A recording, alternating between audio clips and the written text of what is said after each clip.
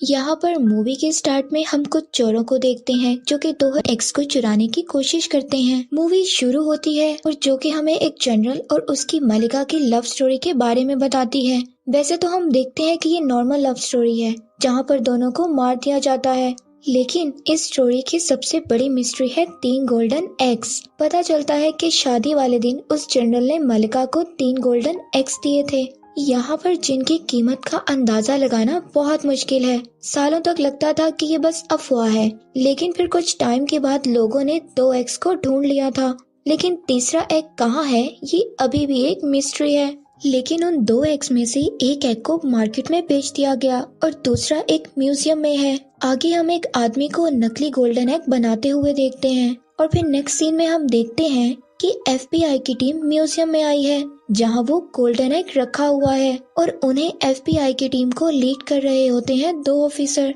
यहाँ पर हम जॉन और उनकी पार्टनर को देखते हैं और यहाँ पर उनकी पार्टनर म्यूजियम के मैनेजर को फौरन म्यूजियम खाली करने का कहती है, क्योंकि उन लोगों की इंफॉर्मेशन के मुताबिक चोर उस एग को यहाँ से चुराने वाला है जो कि इस म्यूजियम में रखा हुआ है।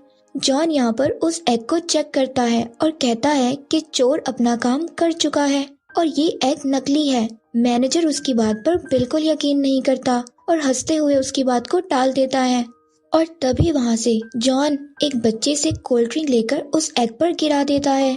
जैसे हम देखते हैं जैसे ही कोल्ड ड्रिंक गिरती है वो पिघलना शुरू कर देता है। जॉन के पार्टनर फौरन म्यूजियम को सील करने के लिए कहती है और यहीं पर हम एक चोर को देखते हैं जो कि ये सब कुछ देखते ही वहाँ से भाग जाता है और यहाँ पर जॉन और उसकी पूरी टीम उस चोर को पकड़ने की कोशिश करते हैं, लेकिन हम देखते हैं कि चोर बहुत ही चालाक था। वो सबको चकमा देकर वहाँ से भाग जाता है और यहाँ पर पूरी FBI की टीम देखती रह जाती है। आगे सीन में हम देखते हैं कुछ घंटों बाद का, जहां हम उस चोर को जाते हुए देखते हैं जो कि एक बोट में एक आइलैंड पर जा रहा था। जैसे ही वो एग को पैक से बाहर निकालता है उसे अचानक पीछे से जॉन की आवाज आती है। यहाँ उस चोर को पता चलता है कि वो पूरी टीम को लेकर उसे पकड़ने आया है और यहाँ जॉन उस चोर को बताता है कि जब से उसने चोरी करना स्टार्ट किया उसके पास उसकी हिस्ट्री को वो जानता है, उसके पास उसकी सारी हिस्ट्री मौजूद है। और यहाँ वो चोर उससे पूछता है कि तुम्हें ये सब कैसे पता, तो वो उसको बताता है कि ये सब उसे उसकी एक पार्टनर ने बताया है जो कि उसको सारी इन्फॉर्मेशन देती है और उस चोर के बारे में सारी इन्फॉर्मेशन भी उसी पार्टनर ने बताई है। और फिर यहाँ उस चोर और एग को अलग अलग गाड़ियों में ले जाते हैं ताकि वो उसे फिर से चुरा कर भाग ना सके। जॉन एक ऑफिसर को उस एग की जिम्मेदारी देता है और फिर पता चलता है कि वही पार्टनर जो जॉन को सारी इन्फॉर्मेशन बताती है खुद भी एक चोर है। वो असली एग को नकली एग से तब्दील कर देती है और फिर वहाँ से बचकर निकल जाती है। और फिर आगे का सीन कुछ घंटे बाद का दिखाया जाता है जहाँ जॉन की पार्टनर बताती है कि गाड़ी में मिला एग नकली था और वो बताती है कि उसको शक है कि इन सब में जॉन का हाथ है। जॉन उसको बहुत समझाने की कोशिश करता है लेकिन वो उसे अरेस्ट करके जेल में डाल देती है। हम देखते हैं वो जेल पहाड़ों के दरमियान है और यहाँ वो देखता है चोर भी इसी जेल में मौजूद है। वो चोर जॉन को देखकर बहुत खुश होता है और आगे वो चोर उस जॉन को बताता है कि इजिप्ट के एक बिलियनर ने एक शर्त रखी है कि वो अपनी बेटी की शादी में 3 गोल्डन एग्स गिफ्ट करना चाहता था और जो भी ये काम करेगा वो उसे हैवी अमाउंट देगा। ये सुनकर जॉन उसे तीसरे एग के बारे में पूछता है क्योंकि कोई भी उस तीसरे एग के बारे में नहीं जानता था। वो चोर उसको कहता है कि फिलहाल वो अभी दूसरे एग के बारे में सोच रहा है जो कि एक आर्म डीलर के पास है और उसे एक विला में बनाए हुए एक वॉल में रखा हुआ है और वो उसे बताता है कि पार्टी करने का बहुत शौक है और जल्दी उसके विला में ग्रैंड पार्टी है। लेकिन इस पार्टी में सब लोग मास्क लगा कर आते हैं और कोई भी शख्स यहाँ पर अपना चेहरा नहीं दिखाता। तभी वो चोर सबको बताता है कि जॉन एक पुलिस ऑफिसर है और यहीं पर एक कैदी उससे लड़ना शुरू कर देता है और यहाँ पर जेल ऑफिसर उनको लड़ते देखकर उनको रोकने आते हैं और फिर इनको अपने अपने सेल में भेज देते हैं। यहाँ एक ऑफिसर आता है और बताता है कि कैप्टन उनसे मिलना चाहती है और यहाँ उनका सामना उसी लड़के से होता है जो कि जॉन की पार्टनर थी, जो जॉन को सारी इन्फॉर्मेशन देती थी, जो उनको फंसाने के लिए उनसे सॉरी करती है और बताती है वो यहाँ उसे तीसरे एग के लिए आई है जिसका पता सिर्फ वो चोर जानता है। जो उसे एक ऑफर देती है कि अगर वो उसे तीसरे एक्ट तक ले जाए तो वो उसे जेल से निकाल सकती है और साथ ही 10% का शेयर देने का भी बोलती है। लेकिन वो चोर उनको मना कर देता है और बिशप उनको वहीं छोड़कर चली जाती है। आगे जॉन उस चोर को बताता है कि वो उसे पकड़कर खुद को बेगुनाह साबित करना चाहता है और वो उससे कहता है कि अगर तुम मेरा साथ दो तो दोनों का मकसद पूरा हो सकता है। रात को जॉन उस चोर को उस पार्टी के बारे में याद दिलाता है और उन्हें यहाँ से निकलने के लिए जल्दी कुछ प्लान करना होगा। अगले ही दिन वो चोर जॉन को प्लान के बारे में बताता है, जो कि एक सिंपल सा प्रोसेस है।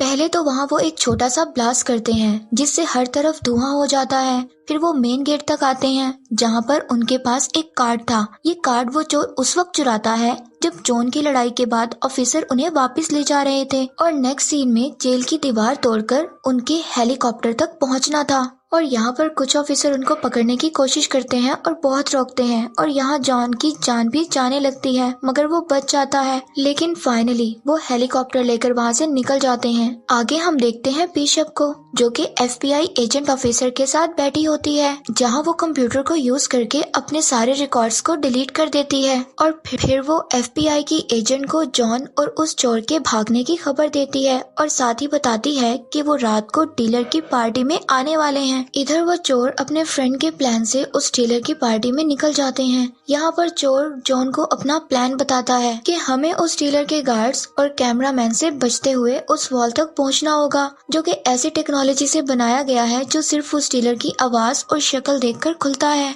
और फिर वो बताता है कि उस वॉल के डोर पर एक सीक्रेट पासवर्ड भी है, जिसके लिए उन्हें उसका फोन और थंबप्रिंट भी चुराना होगा। आगे का सीन पार्टी का है, जहां हम देखते हैं वो दोनों पार्टी में किसी भी तरह आ जाते हैं। वो चोर जॉन को कहता है कि तुम मोबाइल चुराना और मैं किसी भी तरह थंबप्रिंट का इंतजाम करता हूँ। तभी वहाँ जॉन को बिशप दिखाई देती है। चोर इसको मना करता है कि वो उससे मिलने नहीं जाए, मगर जॉन उसको डांस ऑफर करता है ताकि वो डीलर जेलस फील करे और इधर आ जाए और फिर ये उसका फोन चुरा ले। और होता यही है और जॉन चालाकी से उसका फोन चुरा लेता है और पता चलता है कि वो चोर भी उसका थंबप्रिंट लेने में कामयाब हो गया था। फिर वो गार्ड से बचते हुए उस डीलर के बेडरूम में आते हैं और उसके फोन और थंबप्रिंट की मदद से उस डोर को खोल लेते हैं। इससे पहले वो अंदर आ जाए उन्हें पकड़ने FBI की एजेंट आ जाती है, लेकिन जॉन उस FBI की एजेंट को धक्का देकर उस चोर के साथ अंदर चला जाता है। यहाँ उन्हें वो एग दिखाई देता है और साथ ही बिशप भी दिखाई देती है, जो कि पहले ही वहाँ मौजूद थी। फिर उनके बीच एक लड़ाई शुरू होती है जहाँ ये दोनों बिशप का मुकाबला नहीं कर सकते। वो इन्हें पकड़ लेती है। तभी वो डीलर अपने गार्ड्स के साथ आ जाता है और फिर यहाँ पता चलता है कि बिशप उसके साथ मिलकर काम कर रही थी और ये सब उनका प्लान था उन्हें यहाँ पर लाने का। अब वो इन्हें एक सीक्रेट जगह ले जाते हैं और यहाँ बिशप उस चोर से कहती है कि अगर वो उसे तीसरे एक्ट की लोकेशन बताएगा तो वो उनको छोड़ देगी और अगर वो तीसरे एक्ट की लोकेशन नहीं बताएगा तो वो जॉन को टॉर्चर करेगी। यहाँ बिशप जॉन को करंट लगाती है और दोनों उसको बहुत टॉर्चर करते हैं। ये देखकर वो चोर उसको तीसरे एक्ट की लोकेशन का बता देता है और वो बताता है जो कि एक सहरा में है। यहाँ बिशप सेलिब्रेट करने के लिए डीलर को शैंपियन पिलाती है, जिससे वो पीकर गिर जाता है और यहाँ पता चलता है कि बिशप ने उसे भी डबल क्रॉस किया है और वो यहाँ से डीलर का एग भी लेकर चली जाती है और थोड़ी ही देर बाद उस डीलर को होश आ जाता है और उसको यहाँ पर सब कुछ धुंधला नजर आने लगता है और वो वहाँ फायरिंग करने लगता है, जिससे जॉन की हथकड़ी खुल जाती है। तभी जॉन उस चोर को अकेला छोड़कर जाने लगता है और कहता है कि तुम्हारी वजह से मुझे टॉर्चर किया गया। तभी वो उसको बताता है कि उसने बिशप को गलत लोकेशन बताई है। ये सुनकर जॉन उसको भी आजाद कर देता है। वो लोग बहुत मुश्किल से वहाँ से बाहर निकलते हैं और देखते हैं कि एक स्टेडियम में है जहाँ पर बुल फाइटिंग होती है। यहाँ वो फंस जाते हैं। एक तरफ डीलर उन पर नीचे से गोलियां चला रहा होता है और ऊपर से बुल उन पर अटैक करती है, लेकिन वो दोनों किसी तरह यहाँ से निकल जाते हैं। अगले सीन में हम उन्हें ट्रेन में देखते हैं, जहाँ जॉन बार बार उसे थर्ड एक्ट के बारे में पूछता है और उस चोर को डराने की भी कोशिश करता है, मगर वो चोर अभी भी कुछ नहीं बताता। अब जॉन उसे इमोशनल करता है और कहता है कि अगर वो उसकी हेल्प करेगा, उसे बेगुनाह साबित करेगा, तो वो बिशप को पकड़कर उसे दुनिया का नंबर 1 चोर बना सकता है। ये सुनकर वो चोर उसको बताता है कि बात बहुत पहले की है जहां हिटलर के एक खास आदमी को एग के बारे में पता चल गया था। वो अपना सारा सामान लेकर किसी दूसरे शहर चला जाता है, एक बोट के जरिए जिसमें तकरीबन 100 टन के करीब सामान था। बहुत से लोग उसे उस खजाने के लिए ढूंढते रहे थे, जिसमें वो बताता है कि उसमें उसके डैड भी थे।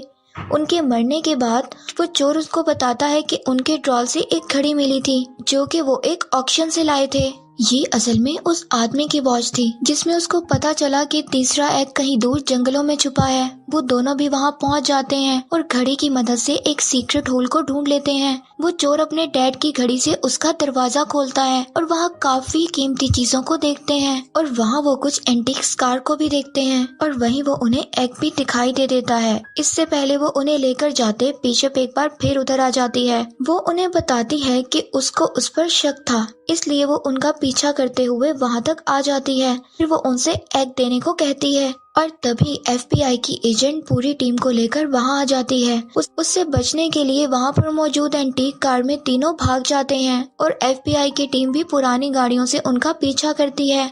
एक लंबे होल के बाद वो एक वाटरफॉल से बाहर निकलते हैं और एफबीआई की टीम पीछे रह जाती है। वहीं चोर बिशप का मजाक उड़ाता है कि उसके जेल जाने के बाद वही दुनिया का नंबर 1 चोर होगा। वो जॉन से उसे अरेस्ट करने का कहती है। तभी उसे वहाँ एक और शॉक लगता है कि जॉन और बिशप शुरू से मिलकर काम कर रहे थे और ये उन दोनों ने सारा प्लान बनाया है ताकि वो इससे तीसरे एग की लोकेशन जान सकें। यहाँ जॉन उस चोर को बताता है कि उसके डैड भी एक चोर थे, वो भी एक बड़ा चोर बनना चाहता था। फिर वो उस चोर को वहाँ बांधकर वहाँ से चले जाते हैं। आगे सीन शिफ्ट होता है और हम देखते हैं उस बिलियनर्स की बेटी की शादी। वो तीनों एग्स पहली बार एक साथ लाए जाते हैं। इसे देखकर वो बड़ी खुश हो जाती है और फिर हम यहाँ जॉन और बिशप को देखते हैं।